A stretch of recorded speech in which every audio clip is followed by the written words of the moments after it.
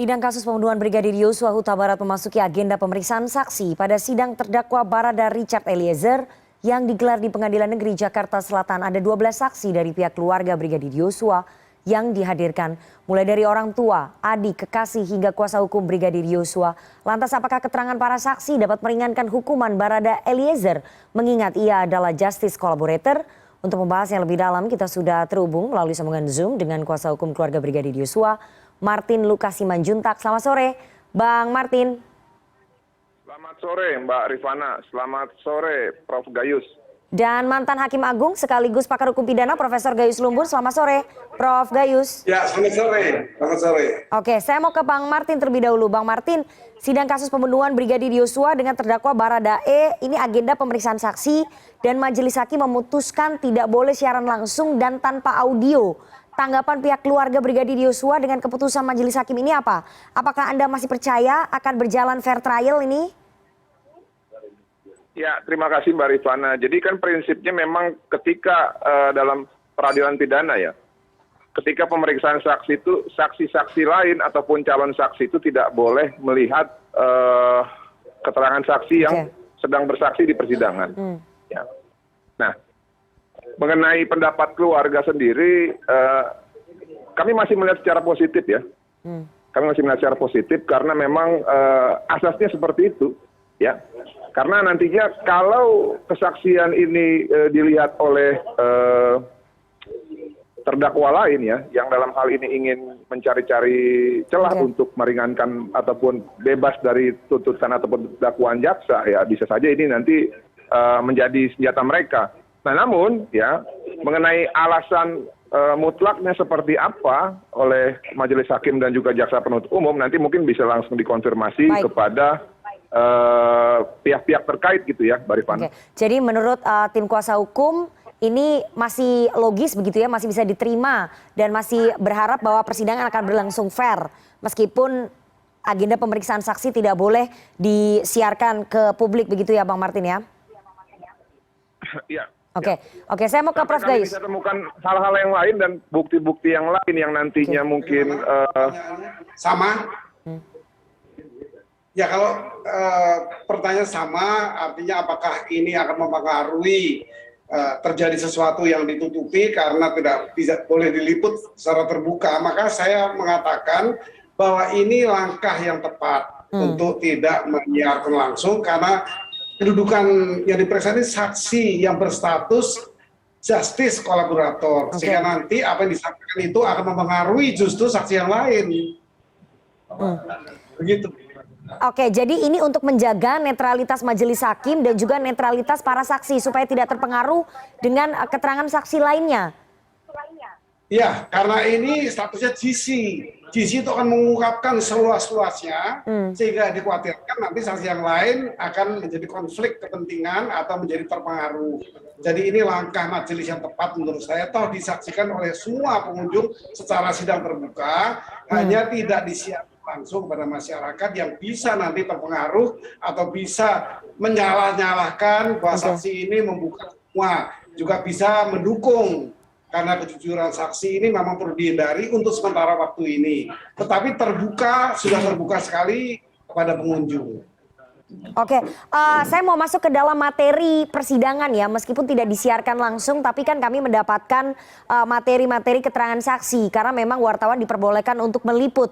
Ada yang menarik dari keterangan partner Anda, Bang Martin Lukas, ini tadi kan saksi pertama adalah pengacara Kamarudin Simanjuntak. Di awal kesaksiannya tadi sebetulnya Pak Kamarudin menyampaikan fakta yang menarik soal ada penembak ketiga, yakni Putri Chandrawati yang diduga menembak almarhum Brigadir Yosua. Kenapa ini baru diungkap sekarang, fakta ini di persidangan, Bang Martin, oleh Anda dan juga tim kuasa hukum lainnya? Ya, terima kasih Mbak Rifana. Jadi begini, informasi mengenai penembak ketiga ini sebenarnya bukan informasi baru, ya. Dan ini pun sudah pernah disampaikan juga oleh salah satu lembaga negara, ya. Nah, namun dia tidak spesifik menunjuk bahwa PC lah yang menembak, namun diduga keras PC ikut menembak. Nah, adapun informasi yang disampaikan oleh rekan juga abang saya ini, Kamarudin Simanjuntak, itu adalah bersumber dari informasi intelijen. ya ataupun orang-orang anonymous yang mengetahui fakta peristiwa tapi tidak bersedia untuk diberitahu ya siapa yang memberikan informasi ini. Nah, ini kita harus hargai ya. Yang penting intinya adalah bagaimana dalam perkara ini setiap informasi yang kami terima kami sampaikan kepada rekan-rekan penegak hukum yang lain, kami sampaikan di depan persidangan. Nah, mengenai nanti dijadikan pertimbangan atau dijadikan alat bukti atau tidak, kami serahkan pada persidangan yang berjalan nanti. Oke, Bang Martin, kalau memang sumbernya ini tidak bisa diungkap, kenapa kemudian informasi soal Putri Chandrawati diduga menembak Brigadir Yosua ini disampaikan ke persidangan? Apa sebetulnya tujuannya, motifnya menyampaikan ini apa? Kalau sumbernya tidak bisa diungkap, kan tidak bisa diklarifikasi, tidak bisa ditelusuri oleh majelis hakim, Bang Martin. Memang selama tidak ada larangan kita sah-sah saja ya Mbak ya. Dalam memuji suatu peradilan ya, kan ranahnya adalah di persidangan.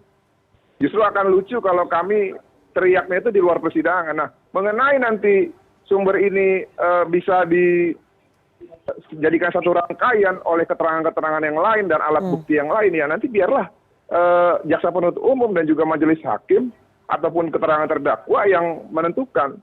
Nah, namun kami meminta bahwa tetap harus dihargai juga privasi dan komitmen orang-orang yang sudah membantu kasus ini, ya, apalagi yang sifatnya itu adalah orang-orang yang tidak mau dijelaskan ya siapa mereka di siapa, mereka bekerja di mana, bagaimana mereka mendapatkan kabar itu.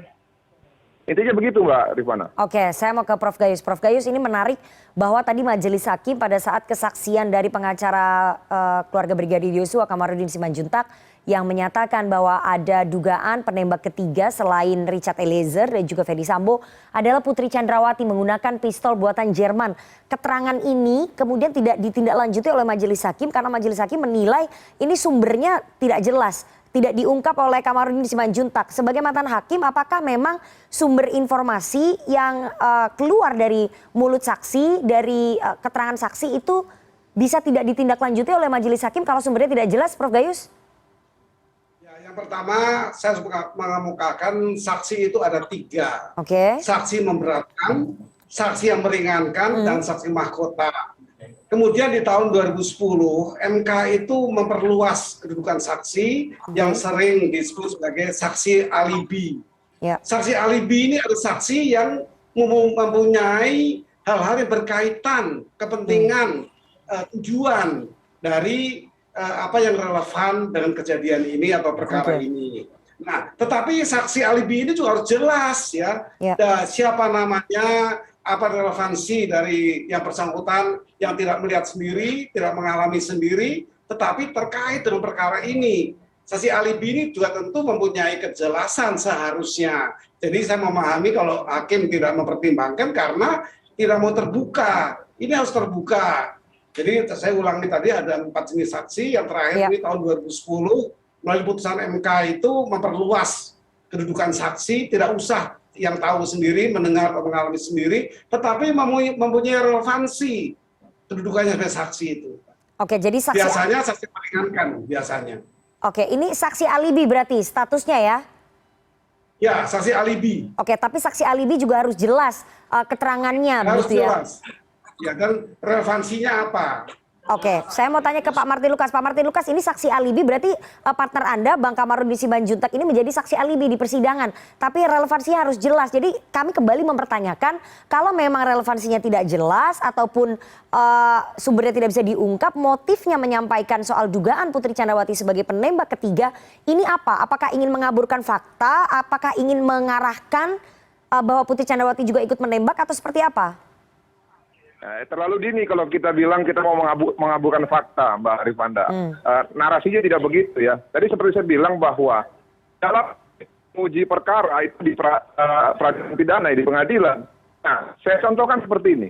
Rekan saya mengatakan bahwa ada penembak ketiga dari diduga keras Putri Chandrawati. Nah, ini nanti disesuaikan saja. Ada temuan selongsong ya, ada temuan selongsong tiga jenis selongsong yang berbeda. Nah, kalau kita ini ada kaitan. Nah, adapun sumber informasi intelijen yang disampaikan tadi itu bukan untuk mengaburkan peristiwa, justru untuk memperterang peristiwa.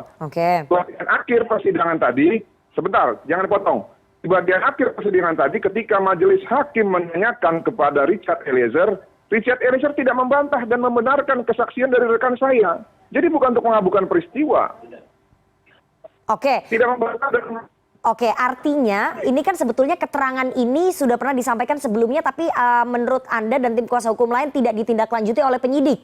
Begitu. Informasi soal penembak ketiga yakni Putri Chandrawati menggunakan senjata yang berbeda dan ditemukan 3 selongsong peluru yang berbeda, ini tidak ditindaklanjuti oleh penyidik, makanya disampaikan ke persidangan. Anda ingin mengatakan seperti itu? Iya, seperti itu betul. Oke, tapi ini kan banyak bukti-bukti kami ya yang di awal khususnya terhadap surat otopsi yang dilegalisasi itu tidak diterima oleh penyidik dengan alasan yang tidak jelas. Oke. Banyak juga barang-barang bukti yang tidak diterima. Nah, tadi pada saat persidangan kami serahkan semua itu. Ya. Ya inilah fair trial gitu ya, Mbak Rifana ya. Hasil uji balistik apakah menunjukkan ada penembak ketiga, Bang Martin? Itu bukan kewenangan kami, Mbak Rifana. Karena kan kami punya kewenangan itu, kami akan lakukan. Sayangnya kami tidak diberikan kewenangan ya. Oke, baik. Kita akan jeda terlebih dahulu. Saya akan masuk nanti lebih dalam ke dalam materi pemeriksaan. Jangan kemana-mana, Bapak-Bapak. Tetap bersama kami di CNN Indonesia Newsroom.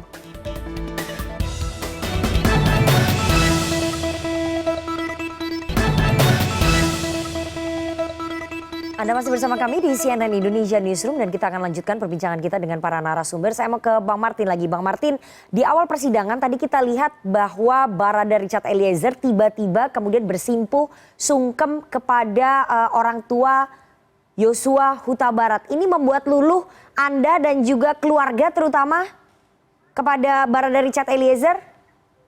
Terima kasih. Jadi gini, Barada Eliezer ini ya dalam pengamatan kami ya sejak dari awal memang walaupun di awal dia ini mengikuti skenario Verdi Sambo dan Putri, namun kita juga tidak boleh lupa ya bahwa salah satu yang membuka tabir peristiwa ini adalah beliau ya.